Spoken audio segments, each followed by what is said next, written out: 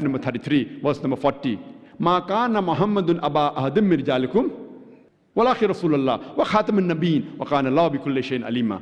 Muhammad, peace be upon him, is not the father of any of you men, but he is the messenger of Allah, and he is the seal of the prophets. Allah is all-knowing, full of wisdom.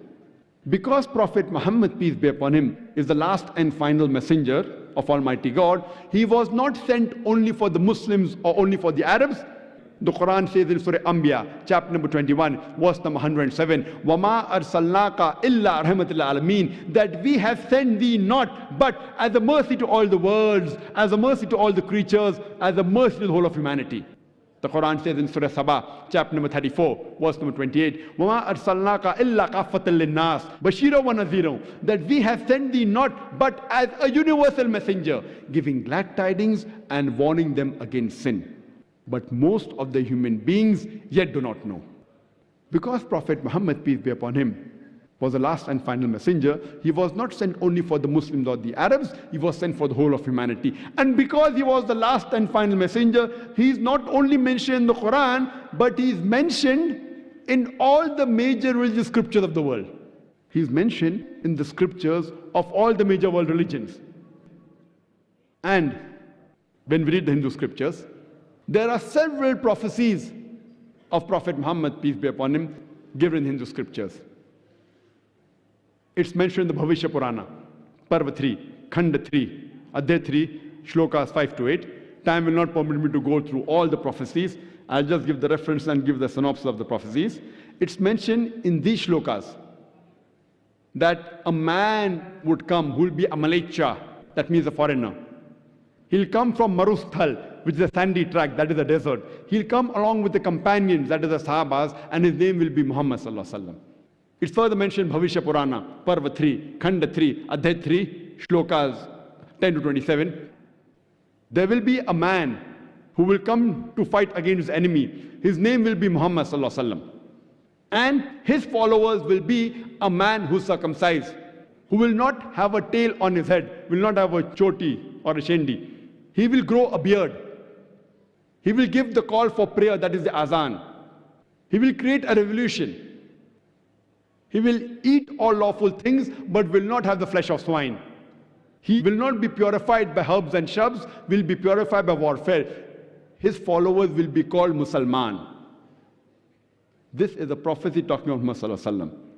He further prophesied even in Bhavishya Purana, Parva 3, Khanda 1, Adhyay 3, Shlokas 21 and 23, talking about how evil has spread in the 7 cities of India, and a man will come by the name of Muhammad to purify the cities of India.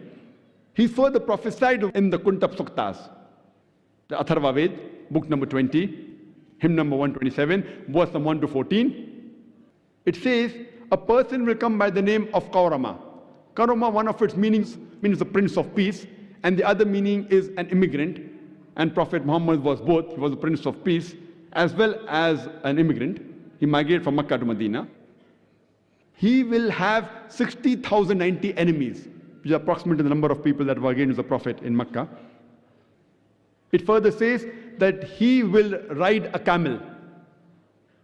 And it says he'll be called as Vishwith Reb. Vishwith Reb means one who praises. If you translate to Arabic, it means Ahmad. He further prophesied in Atharva Ved, book number 20, hymn number 21, verse number 6, talking about the battle of Ahzab, that a man will come by the name of Qaru, meaning one who praises. In Arabic, it's Ahmad, which is the other name of Prophet Muhammad sallallahu alaihi wasallam. And he will fight against the enemy, which will be 10,000 in number, and he will win the battle without the battle being fought. This is exactly what is mentioned in the seerah of the Prophet, and even given in the Quran in Surah Ahzab. Prophet Muhammad sallallahu alaihi wasallam further prophesied in Atharva Ved, book number 20, hymn number 21, verse number 7, that he will overpower 20 kings and 60,099 enemies. We know that there were about 20 tribes at the time of the Prophet who were against the Prophet. And the enemies were about 60,000 in number. And this man will be called as Abandhu. Abandhu means one who is helpless and orphan.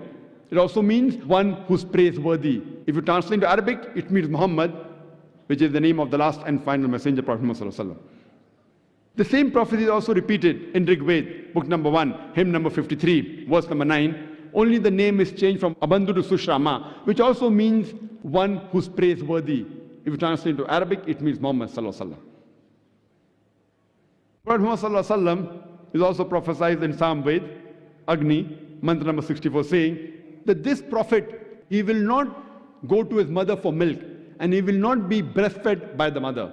And you know Prophet Muhammad sallallahu alaihi wasallam, he was not breastfed by his own mother, but by Dai Halima. There are several prophecies. Time will not permit me to go into details. Prophet Muhammad sallallahu alaihi wasallam is prophesied as Ahmad. That means one who praises, which is another name of Muhammad sallallahu alaihi wasallam, in several places. In Psalm Ved, Uttarchik, mantra number 1500. In Psalm Ved, Indra, chapter number 2, mantra number 152. In Yajur Ved, chapter number 31, verse number 18. In Rig Ved, book number 8, hymn number 6, verse number 10.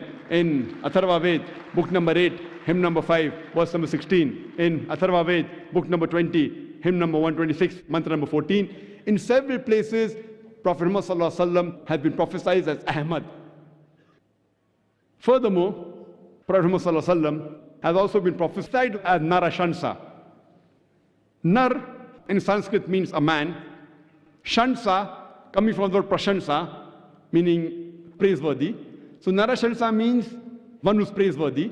So Narashansa means a man who is praiseworthy, which is the literal translation of the Arabic word Muhammad sallallahu alaihi wasallam.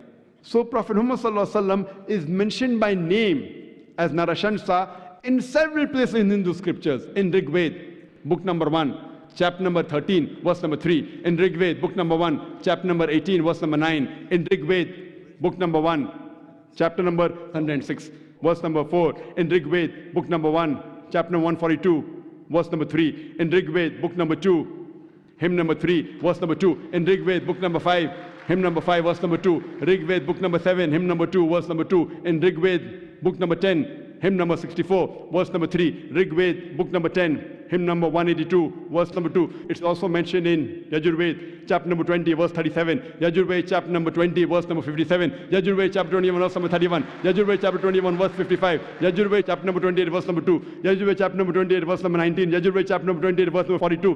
Yajur Ved, chapter 29, verse number 27. I can keep on quoting and giving references only of Prophet Muhammad sallallahu alaihi wasallam mentioned in the Hindu scriptures.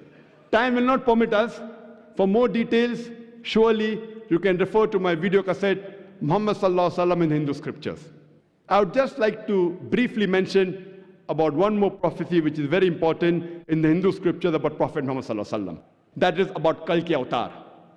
He is prophesied in Bhagavad Purana, Khand 12, Adhyay 2, mantra number 18 to 20. It says that in the house of Vishnu Yas, the noble-souled Brahmin, who is the chief of the village of Sambhala, will be born the avatar by the name of Kalki. And he will have 8 spiritual powers. He will be Lord of the universe. He will be given a white horse, and he will fight against the devil.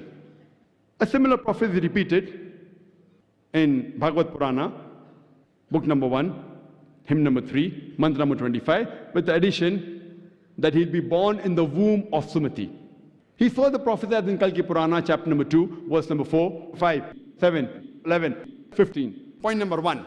He'll be born in the house of Vishnu Yas. That means his father's name will be Vishnu Yas. Vishnu means God. Yas means servant, servant of God.